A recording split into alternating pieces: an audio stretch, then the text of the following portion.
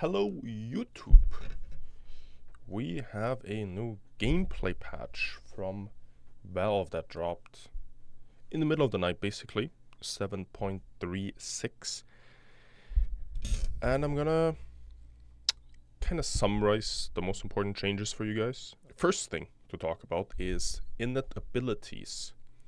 So innate abilities are present in the hero for the entire game from the very beginning of every match, and every hero has a unique one. So some heroes have like passives, some heroes get a new unique effect. Dawnbreaker reveals the whole map to allies when the sun rises, for example. And Qojqva just has like Tidebringer, like 5 levels of Tidebringer. So yeah, it's quite different, you know. I've read through some of these, not all of them, because it's it's a lot. The other new thing we have is the hero facets. Hero facets are a customization choice that provide the ability to better align the playstyle of a hero with a specific match or player preference. Each hero has at least 2 facets, and every player can choose the facet they prefer during strategy and begin with the match. Pretty cool.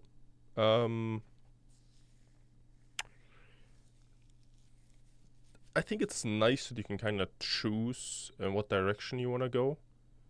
The only problem with that is, like, if the game doesn't play out in the way that you want to, and you pick the wrong one, then, you know, that's kind of unfortunate, but I think this is cool.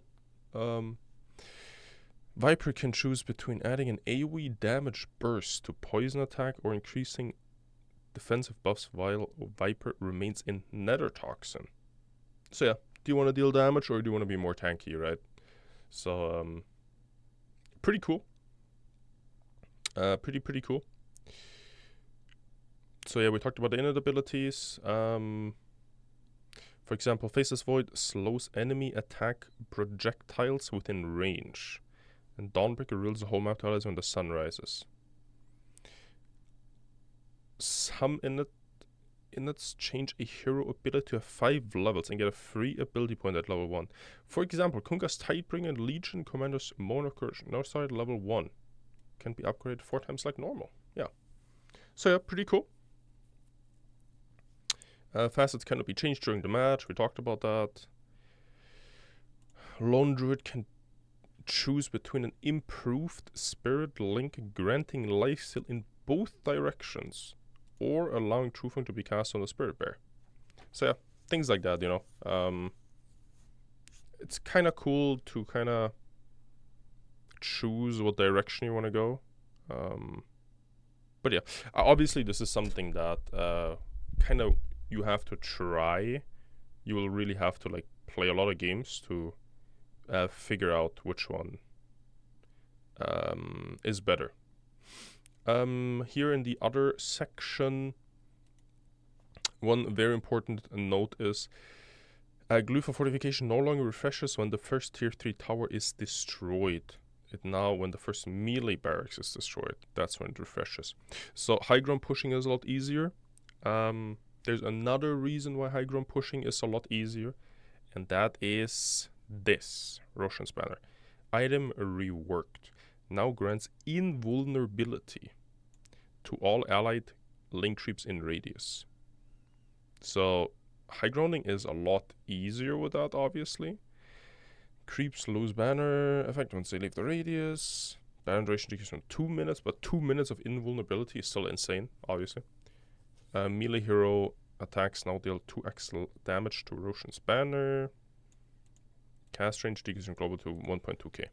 So yeah, I guess when you high ground tier 3, you kind of just place it behind the creeps and then try to protect it. Things like that. So yeah, pretty cool. Strategy time is extended for weeks after a numbered patch. So there's mana bars are always visible now. There's some stuff here. A pretty important one is mana cost reduction effects no longer work on abilities that drain mana over time. Examples. There is ball lightning in there from Storm. Yeah.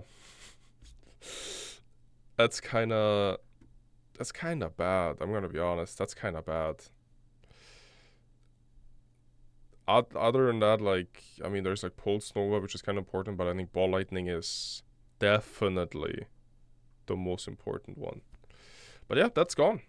So we'll have to find other ways to make Storm work.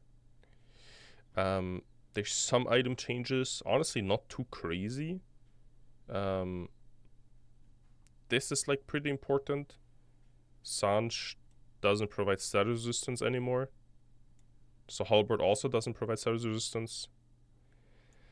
I think that's like pretty big. Also Kaya Sanj gives 25% mana cost, mana loss reduction. That Storm cannot use.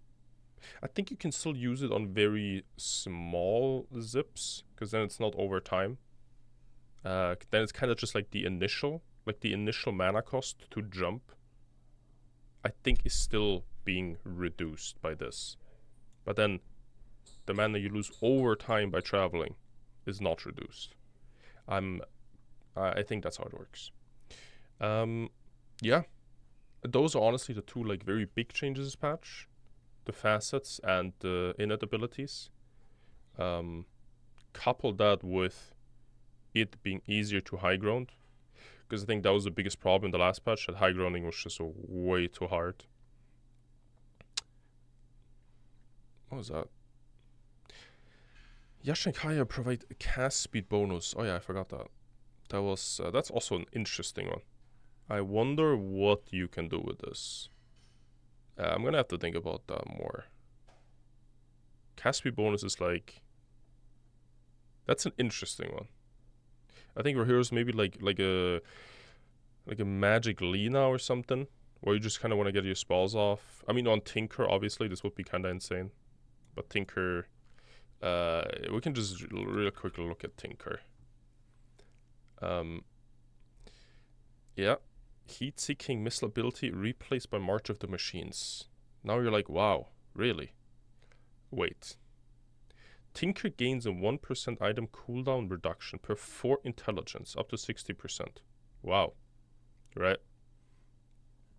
And then the facets, we don't really care about that right now. What we care about is rearm no longer resets cooldown of items.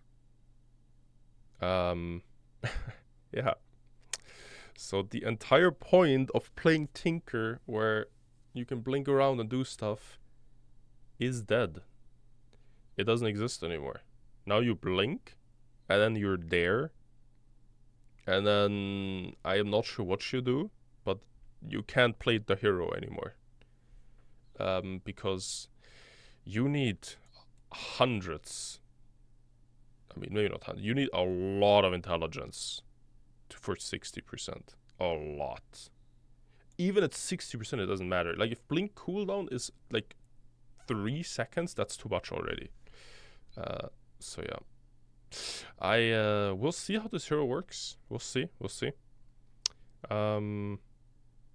But my feeling is that the hero is pretty dead. That is my yeah, that's how I see it. What I also find very interesting was Techie.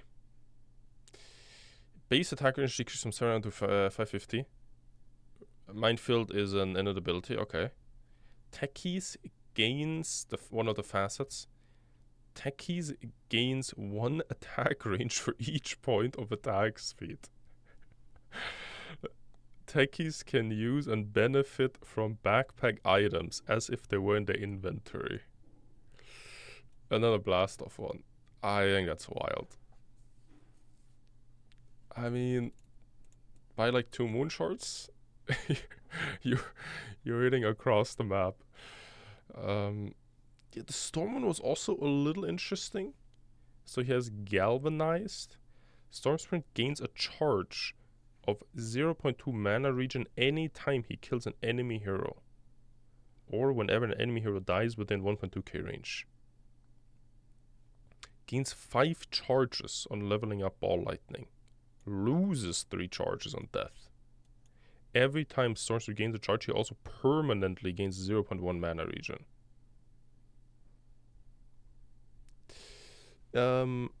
Yeah. When I read through the facets, I'm not like impressed.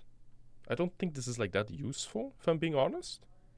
Applies a debuff on affected enemies from Electric Vortex, making them trigger an overload explosion on them if they attack within the next 6 seconds. That's like okay. Like supports aren't really gonna trigger this, but cores are.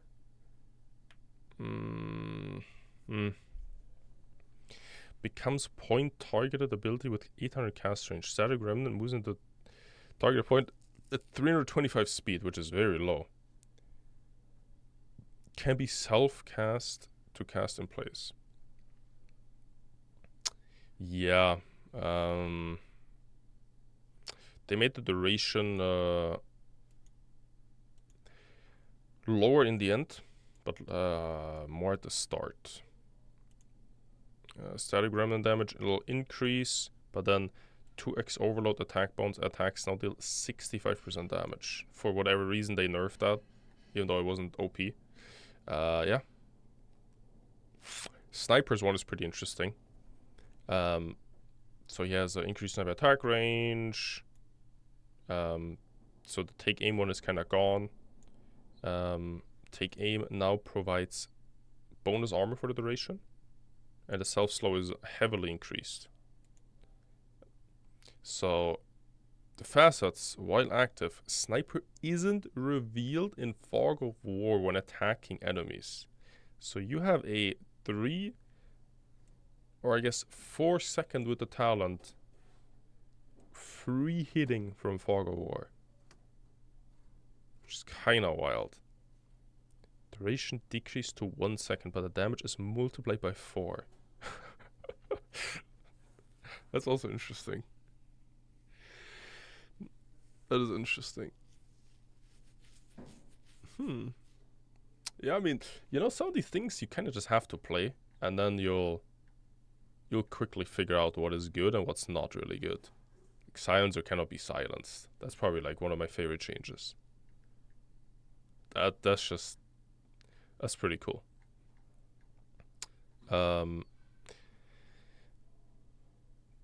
Yeah. Let's see. The Lone Druid one is